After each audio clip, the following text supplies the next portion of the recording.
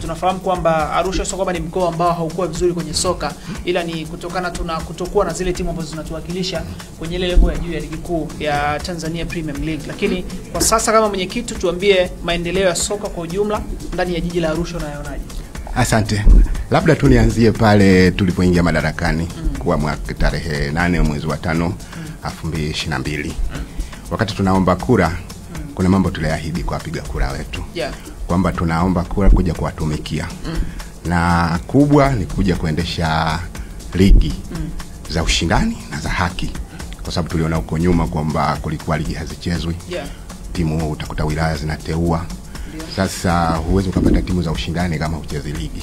Kwa hiyo kikubwa tulichoahidi ni kwamba tunaenda tukipata ridhaa yao, tunaenda kuhakikisha kwamba tunachezesha mashindano kwa weledi mkubwa. Na pia tuliende mbali ya ligi ambayo iko kikanuni ya za wilaya, lakini pia tuliahidi kuanzisha mashindano mengine mbadala ambayo yatakuwa soka lichezwe. Kwa hiyo tulipoingia madarakani tuliingia na strategy ya kwanza kucheza ligi ambayo tuliahidi kwamba itakuwa ya haki na ya ushindani. Na kweli tulishikia timu, tulipata timu 16, na kwa sababu tulitaka watu waone kabisa kwamba haina upendeleo wala nini, ilichezwa ile ligi kwa kiwango kikubwa. Kabla tujaingia madarakani, bingwa mkoa alikuwa anatoka wilaya zingine, Arumelu anatoka Karatu.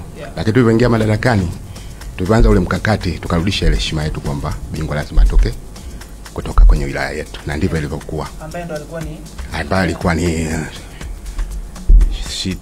Arusha. Bingwa kwanza alikuwa Arusha City, baada ya Arusha City akaenda kushindwa kupanda Dodoma.